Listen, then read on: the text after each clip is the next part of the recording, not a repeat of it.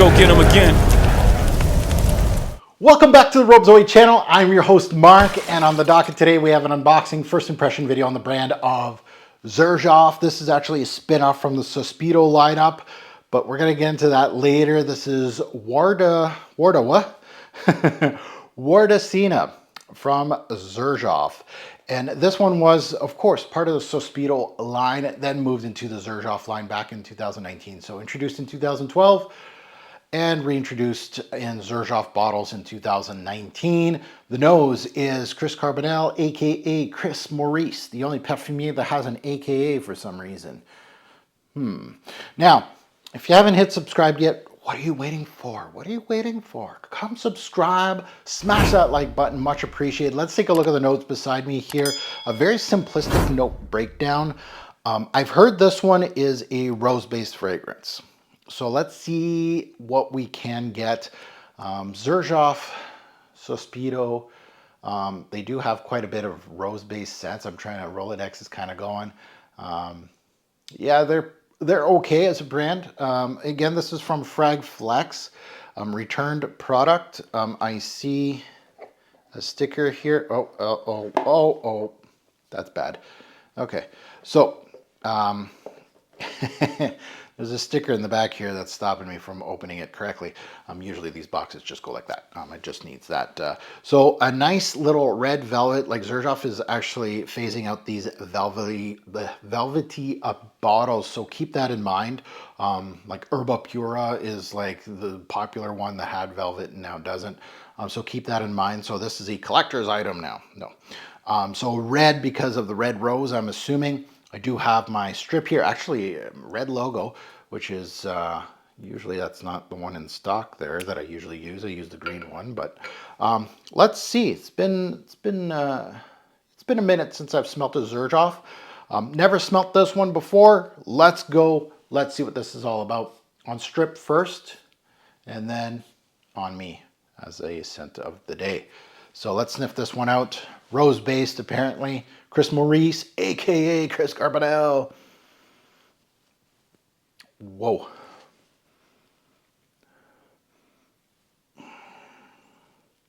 Rose.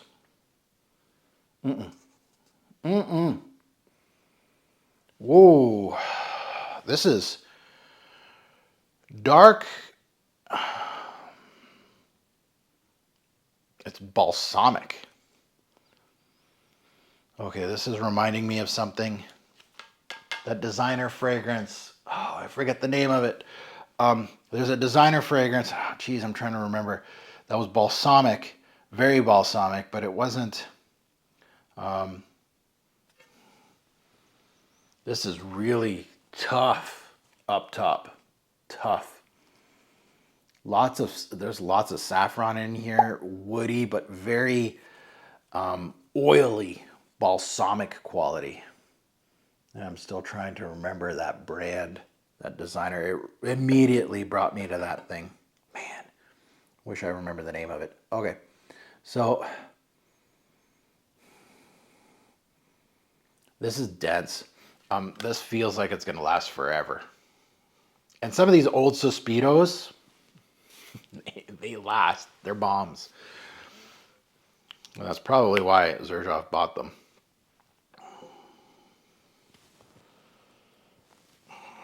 Yeah, it's oily, like balsamic oily, which is unique. It's interesting.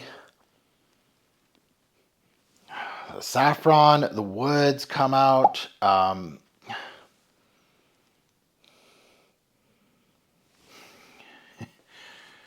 don't know. Like people were talking about this thing being light and rosy, and my nose might be broken today. Oh no. No. Wait. It's taking a little bit of a turn here on here. Now it's more rosy. Green. It's still a little balsamic, but it's turned the dial way down. It was a 12 out of 10.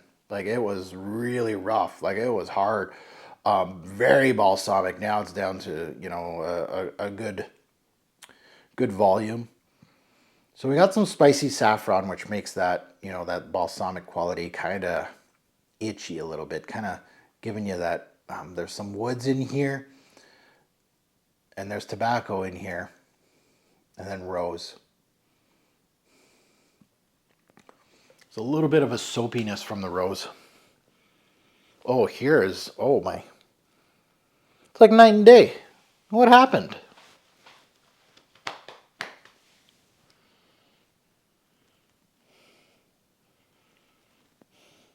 I don't know if anybody, this is a strange one. So it goes from balsamic, dark, oily thing that has some saffron, some spices, some piquant, a little bit of woods, some earthy greens, herbal kind of thing. And now it's flipping it on me like a soapy rose green. Has a little bit of creamy aspects, musks, a little bit of tobacco here, not much of that, but tobacco and spices are working in unison with the rose, which is quite nice. So this one has complexity, and it seems like it's going to last forever because this thing is tough. It's strong, and it's dense. It has airiness, but it has density. Very unique. Off the bat, that reminded me, what designer fragrance was that? Vince Camuto something something. Oud something. That introduction was exactly like balsamic. And that's a unique take. And then I compared to a designer fragrance, but it is very unique. Like that Vince Camuto, there's no way that thing sells well in the designer realm. There's no way. It's so unique. And this came out of the gates strong. Now it's softening up like crazy. Like it's a light floral, but it has denser notes behind it. So the rose is front and center now, and it's kind of soapy. And then there's darker tobacco, saffron, patchouli. A little bit of vanillic quality, a little bit of creamy vanillic tones, not sweet, not overly sweet, a little bit of sweetness, but not too much. Very much a complex scent. Yeah. So complexity is the name of the game with this one. I don't know how I feel about this one. I feel a little undecided. I know of some fragrance reviewers, when this first came out as a Sospiro, this was getting tens from people like several years back. Like it had a few years on the market, and then people were getting into it. I'm trying to remember who was, yeah, I remember like 2 or 3 fragrance reviewers giving this like perfect scores, and it was on my hit list, but never made it as a blind buy. And here we are today. And I remember, you know, the theme, the red, rose, rose, rose, rose. Yeah, but it's more than that. This is not, you know, if somebody was saying, Mark, recommend me rose-based fragrances, and even like rose-dominant fragrances, but complex ones, right? There's 2 different things, right? There's the you know, just a rose that is just like a soliflor, right? Something that's just rose. That's all I want. I don't want anything bogging down the rose. But then there's the people that want the complex rose, but still having rose as the primary. Would this be on the list? Maybe, because it's more than just a rose, and it's, especially in that opening, that was tough. Yeah, so there's a lot going on. I am lukewarm on it. I like it. I want to revisit it. That's where I'm at right now. You can find this one at fragflex.com. You can use my code TFG10. You get 10% off on anything site-wide, and you might be lucky like me. You still get a fuzzy bottle, or not. You'll get a nice clean one without the fuzz. Xerjoff, Sospiro is a brand, unfortunately, are known for a lot of their bottle defects. They leak a lot. Unfortunately, I don't know how much they fixed it, but like this one's fine. And when I see returned product from Fragflex, I'm like, oh God, okay, here we go. How's the fuzz? So fuzz gone, but no, it's good. Now that you heard my take, I'd love to see yours in the comments below. I'm assuming not too many people have smelt this. Maybe have. Obviously, your comment is going to be gold because there's probably not a lot of you that have smelt this fragrance. I'd love to see your take. You agree, you disagree with me, that's all fine. But yeah, one that I am looking forward to delving more into and getting to know and see where it's going to go, because right now it's at the cusp of, yeah, it's in the cusp of, I don't know. I don't know if this is just going to collect a lot of dust. I'm going to wear it once in a while to, it might turn into one of my favorites.